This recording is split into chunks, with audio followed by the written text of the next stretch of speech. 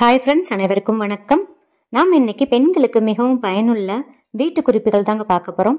நான் சொல்லியிருக்கிற டிப்ஸில் ஏதாவது ஒன்றாவது கண்டிப்பாக உங்களுக்கு பயனுள்ளதாக இருக்கும். ஸோ வீடியோவை கடைசி வரைக்கும் ஸ்கிப் பண்ணாமல் பாருங்கள் ஃப்ரெண்ட்ஸ். இது வரைக்கும் நம்ம சேனல் சப்ஸ்கிரைப் பண்ணாத நண்பர்கள் ப்ளீஸ் சப்ஸ்கிரைப் பண்ணுங்கள், சப்போர்ட் பண்ணுங்கள்.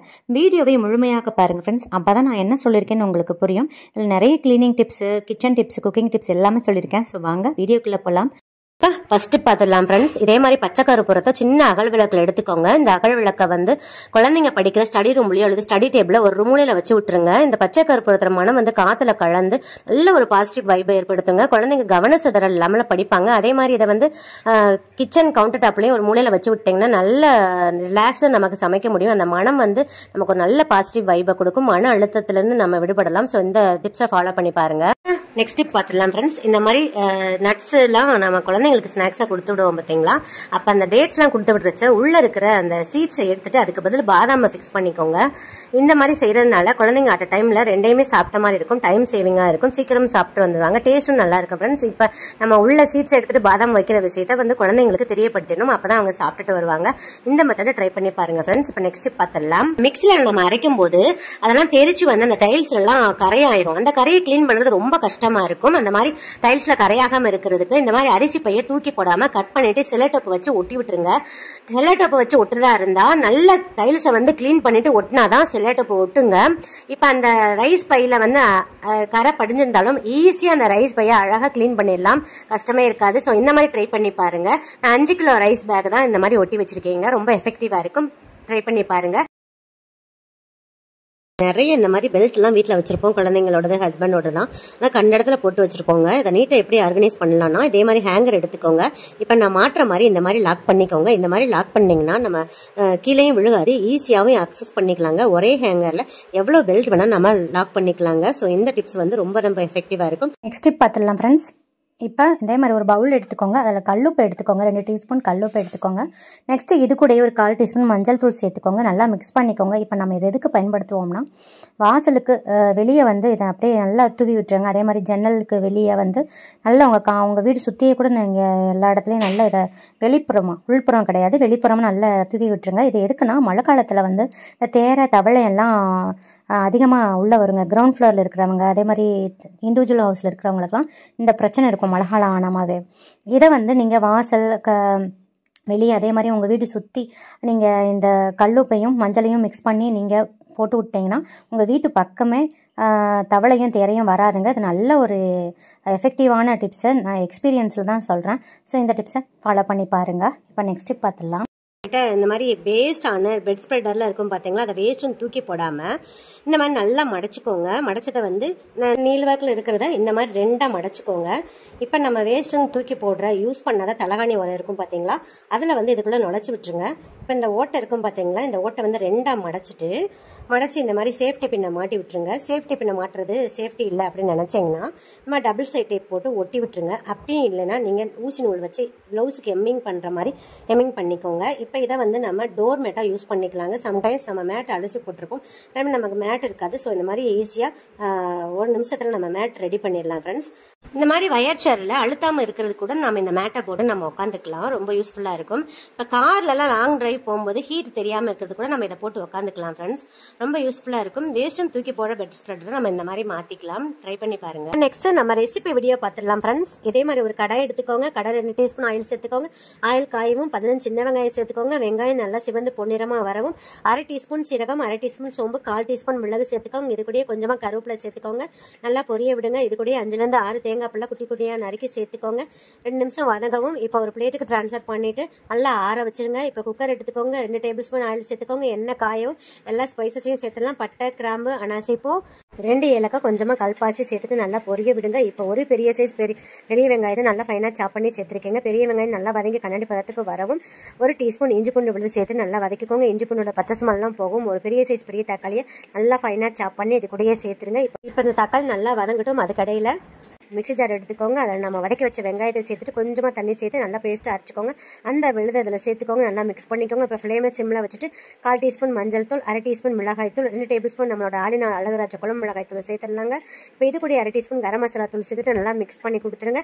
இப்போ சிம்லேயே 5 நிமிஷம் இருக்கட்டும். இப்போ நல்லா எண்ணெய் பிரிஞ்சு வரணும். இப்போ பாருங்கள் நல்லா எண்ணெய் பிரிஞ்சு வந்துருச்சு. நான் ஒரு கப் பட்டர் பீன்ஸ், அதாவது 1/4 கிலோ பட்டர் பீன்ஸ் பயிர் எடுத்திருக்கேங்க, அதை சேர்த்துடலாம். இது கூட நான் ஒரு பெரிய சைஸ் உருளைக்கிழங்கு நல்லா தோல்லாம் சீவிட்டு கொஞ்சம் பெரிய பெரிய சைஸாக கட் பண்ணி இதில் சேர்த்துக்கோங்க. இப்போ நல்லா மிக்ஸ் பண்ணி கொடுத்துருங்க. இப்போ இது கூடயே 1.5 கிளாஸ் தண்ணி சேர்த்துக்கிறேன். இப்போ 1/2 டீஸ்பூன் சால்ட்டு சேர்த்துக்கிறேன். நல்லா மிக்ஸ் பண்ணிக்கோங்க. உப்பு செக் பண்ணிவிட்டு மூடி போட்டு க்ளோஸ் பண்ணிடுங்க. மீடியம் ஃப்ளேமில் வச்சு ஒரு 6 விசில் விட்டுருங்க. அவ்வளோதான், ப்ரெஷரெலாம் ரிலீஸ் ஆகிடுச்சு. ஓப்பன் பண்ணி பாருங்கள். பயிர் வெந்துருச்சுன்னா அப்படியே விட்டுருங்க. வேகலைன்னா இன்னும் 2 விசில் எக்ஸ்ட்ரா விட்டுக்கோங்க. ஃபைனலாக கொத்தமல்லி இலைகளை தூடிடலாங்க. பாருங்கள், அவ்வளோதான் நம்மளோட சூப்பராக ஸ்பெஷல் பட்டர் பீன்ஸ் கிரேவி செம்மையாக ரெடி ஆயிடுச்சு. இட்லி, தோசை, ஆப்பம், இடியாப்பம், சாதம் எல்லாத்துக்குமே செம்ம டேஸ்ட்டாக இருக்கும். மிக்ஸி ஜார் எடுத்துக்கோங்க. மிக்ஸி ஜாரில் கொஞ்சம் கூட ஈரம் இல்லாமல் நல்லா தொடச்சிட்டு எடுத்துக்கோங்க. பாருங்கள், நான் இன்றைக்கி 1 கப் கோதுமை மாவு எடுத்திருக்கேங்க. நீங்கள் கோதுமை மாவுக்கு பதிலாக அரிசி மாவு, அதாவது பச்சரிசி மாவு, அப்படி இல்லைனா மைதா மாவு கூட சேர்த்துக்கலாம். நான் இன்றைக்கி 1 கப் எடுத்திருக்கேன். நெக்ஸ்ட்டு அதே கப்பில் 1/4 கப் டிடர்ஜென்ட் பவுடர், நீங்கள் எந்த வாஷிங் பவுடர் யூஸ் பண்ணுறீங்களோ அதை எடுத்துக்கலாங்க. நான் இன்றைக்கி பாருங்கள் ஊர்வசி டிடர்ஜென்ட் பவுடர் தான் யூஸ் பண்ணியிருக்கேன். அது ஒரு 1/4 கப் எடுத்துக்கோங்க. நீங்கள் எந்த கப்பில் கோதுமை மாவு அளக்குறீங்களோ அதே கப்பில் தான் எல்லா அளவுகளையும் அளந்து எடுத்துக்கணுங்க. அளவுகளை மாற்றிடாதீங்க. நெக்ஸ்ட்டு சிட்ரிக் பவுடர் சேர்க்க போகிறீங்க. சிட்ரிக் பவுடர்ன்றது எல்லா சூப்பர் மார்க்கெட்லேயும் கிடைக்கும், ஜூஸ் கடைகள்லாம் கிடைக்குங்க. இது ரேட் பார்த்தீங்கன்னா 10 ரூபாயிலிருந்து 20 ரூபாய்க்குள்ளே தாங்க இருக்கும். அதை நீங்கள் ஒரு பேக்கெட் வாங்கிக்கோங்க. இதையும் 1/4 கப் எடுத்துக்கோங்க. இதை நம்ம சேர்த்துடலாம். நெக்ஸ்ட்டு சோடா உப்பு, அதாவது ஆப்ப சோடான்னு சொல்லுவாங்க பார்த்தீங்களா, அதை ஒரு 1/4 கப் சேர்த்துக்கோங்க. நெக்ஸ்ட்டு சமையலுக்கு பயன்படுத்துகிற உப்பு, நான் இன்றைக்கி தூள் உப்பு சேர்த்துருக்கேன். நீங்கள் கல்லுப்பு கூட சேர்த்துக்கலாங்க. கல்லுப்பு சேர்த்திங்கன்னா இன்னும் பெஸ்ட்டாக இருக்கும். நெக்ஸ்ட்டு நான் கொஞ்சமாக கலருக்காக ரோஸ் எசன்ஸ் சேர்க்குறேன். கலர் ஆப்ஷனல் தான். இப்போ மிக்சியில் 4 பல்ஸ் விட்டு எடுத்துகிட்டு வந்துட்டிங்கன்னா நல்லா பிளெண்ட் ஆயிரும். நம்ம கையில் வச்சு மிக்ஸ் பண்ணுறதை விட மிக்சியில் மிக்ஸ் பண்ணிட்டோம்னா நம்ம சேர்த்துருக்கிற எல்லா பொருளுமே ஒன்றோட ஒன்று நல்லா மிக்ஸ் ஆகி கிடச்சிருங்க. பாருங்கள், நமக்கு 1 நிமிஷத்தில் பீதாம்பரி பவுடர் ரெடி ஆயிடுச்சு. இதுக்கு நம்ம அதிக விலை கொடுத்து கடையில் வாங்க தேவையில்லைங்க. நம்ம வீட்டிலையே இதை ப்ரிப்பேர் பண்ணிடலாம். செலவும் கம்மி தான். இப்போ இதை நம்ம ஒரு ஏர்டைட்டான பாக்ஸில் க்ளோஸ் பண்ணி யூஸ் பண்ணிக்கோங்க. இது 3 மாதத்துக்கு வருங்க, இந்த அளவுகளில் நீங்கள் ஸ்டோர் பண்ணி வச்சுக்கிட்டிங்கன்னா. நெக்ஸ்ட் இதை எப்படி பயன்படுத்தலான்னு பார்க்கலாம். பாருங்கள், நான் இன்றைக்கி இந்த பித்தளை தட்டை வாஷ் பண்ணி காமிக்கிறேன். பாருங்கள் எந்த அளவுக்கு நல்ல அழுக்காக இருக்குது பாருங்கள்.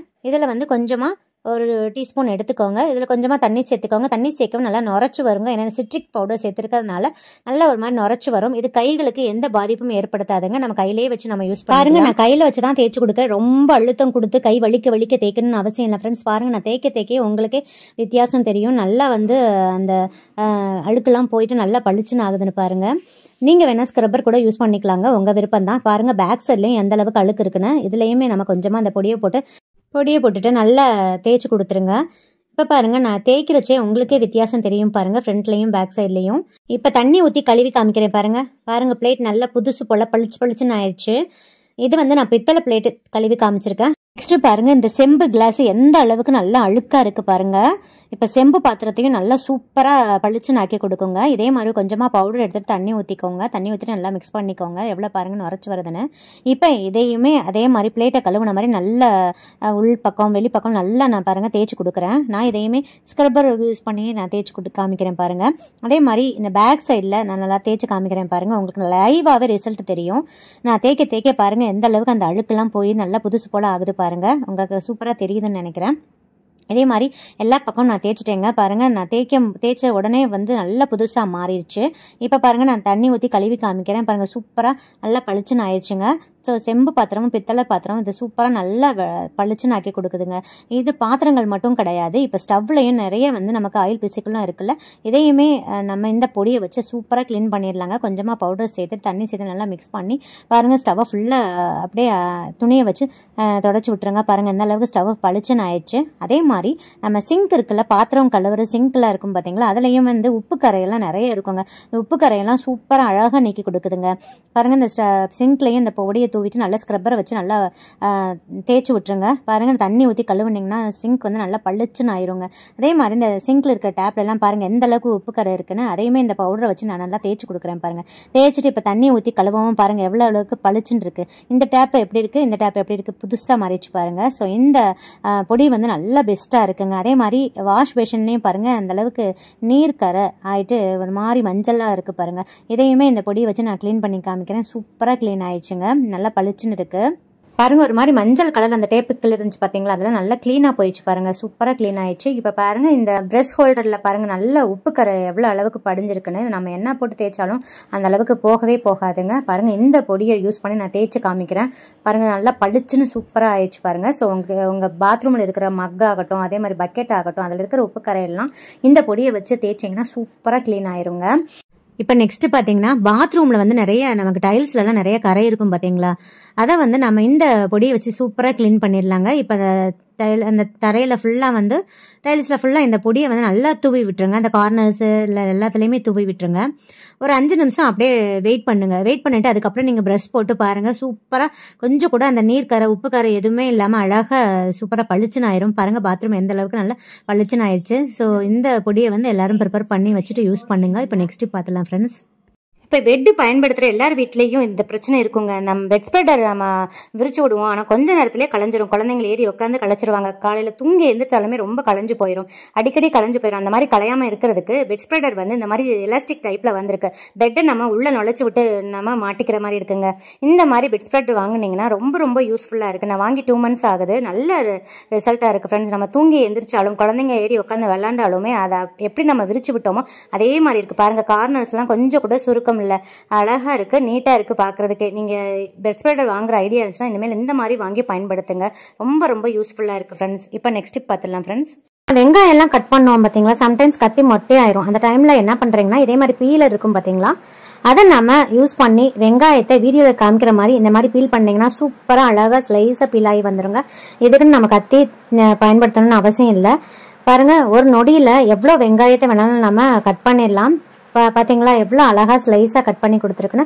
ஸோ நம்ம கத்தி பயன்படுத்த தேவையில்லை. எமர்ஜென்சிக்கு இதே மாதிரி பீலரை யூஸ் பண்ணி நம்ம வெங்காயத்தை கட் பண்ணிக்கலாங்க. இந்த மெத்தட் ரொம்ப எஃபெக்டிவாக இருக்கும். இப்போ நெக்ஸ்ட் பார்த்துடலாம் ஃப்ரெண்ட்ஸ். இதே மாதிரி ஒரு பவுல் எடுத்துக்கோங்க, கொஞ்சமாக பேஸ்ட்டு சேர்த்துக்கோங்க. எந்த பேஸ்ட்னாலும் ஓகே தாங்க.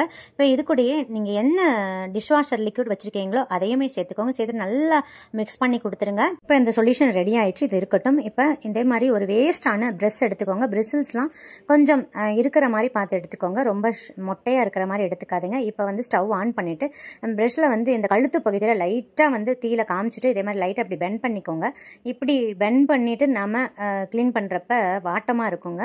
இப்போ இந்த பேஸ்ட் சொல்யூஷனை மிக்ஸி க்ளீன் பண்ணுறதுக்கு தாங்க நம்ம யூஸ் பண்ண போகிறோம். சூப்பராக க்ளீன் ஆயிருங்க. இப்போ இந்த ப்ரஷ்ஷை யூஸ் பண்ணிவிட்டு அந்த சொல்யூஷனை தொட்டு தொட்டு நல்லா எல்லா இடத்துலையுமே நல்லா அப்ளை பண்ணிடுங்க. நல்லா ப்ரஷ் போட்டு க்ளீன் பண்ணிடுங்க. இந்த பெண்ட் பண்ணியிருக்கிறதுனால ஈஸியாக மிக்சிக்குள்ளே எல்லா ஓட்டைக்குள்ளேயும் ஈஸியாக போய் நமக்கு க்ளீன் ஆயிருங்க எல்லா இடத்துல. அதே மாதிரி அந்த சுவிட்சு திருப்பவும் பார்த்தீங்களா, அந்த இடத்துலையும் நல்லா தேய்ச்சி விட்ருங்க.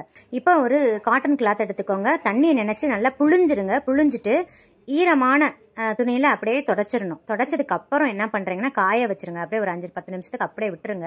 5 நிமிஷத்துக்கு கழிச்சு இதே மாதிரி ஒரு ட்ரை கிளாத்தில் ஒரு ட்ராப் ஆயில் ஊற்றிக்கோங்க. எந்த குக்கிங் ஆயில் இருந்தாலும் பரவாயில்லைங்க. ஆயிலை ஊற்றிட்டு நல்லா வந்து அந்த மிக்சியை நல்லா தொடச்சி விட்டுருங்க. பாருங்கள் எந்த அளவுக்கு நல்லா பளபளன்னு இருக்குது பாருங்கள். அந்த வயரையும் நல்லா தொடச்சிருங்க. தொடச்சிட்டு வயரை வந்து எப்பயுமே ப்ளக் பாயிண்ட்டை சொரிய வச்சுருக்காதீங்க. இந்த மாதிரி நல்லா சுற்றிட்டு கீழே விழுந்துக்கிட்டே இருக்கும். அதனால் இந்த மாதிரி கேட்ச் கிளிப் வந்து பெண்கள் எல்லாமே யூஸ் பண்ணுவோம் பார்த்தீங்களா, அதை வந்து அப்படியே மாட்டி விட்டுருங்க. பாருங்கள் சூப்பராக பளிச்சுன்னு இருக்குது பாருங்கள். இதே மாதிரி மாதத்துக்கு ஒரு தடவை நல்லா டீப் க்ளீன் பண்ணிடுங்க. சூப்பராக இருக்குங்க. இப்போ நெக்ஸ்ட்டு பார்த்துடலாம் ஃப்ரெண்ட்ஸ். இதே மாதிரி வேஸ்டான 1 லிட்டர் ஜூஸ் பாட்டில் எல்லார் வீட்லேயும் இருக்கும்ல, அதை எடுத்துக்கோங்க. இப்போ இந்த மூடி பகுதியிலிருந்து ஒரு கால்வாசி இருக்கிற மாதிரி கத்தி வச்சு கட் பண்ணிக்கோங்க. கத்தி இந்த மாதிரி தீயில காமிச்சிட்டு நம்ம கட் பண்ணோம்னா ஈஸியாக கட் பண்ணிடலாங்க. பாருங்கள் கட் பண்ணியாச்சு. இப்போ இந்த கீழே இருக்கிற பாட்டிலோட நடுப்பகுதியில் வந்து நான் 1/2 இன்ச்சுக்கு மட்டும் இந்த மாதிரி கட் பண்ணியிருக்கேன். இதை கட் பண்ணுறதுக்கு சிசர் யூஸ் பண்ணிக்கோங்க. கீழ் போர்ஷனில் 1 இன்ச் விட்டு கட் பண்ணிக்கோங்க. ஃபுல்லாகவே கீழே வரைக்கும் கட் பண்ணிங்கன்னா உள்ளே நம்ம வைக்க முடியாது. அதனால் 1/2 இன்ச்சுக்கு மட்டும் கட் பண்ணிங்க. ரொம்ப அகலமாக கட் பண்ணிங்கனாலும் உள்ளே வைக்கிற பொருள் கீழே விழுந்துடும்.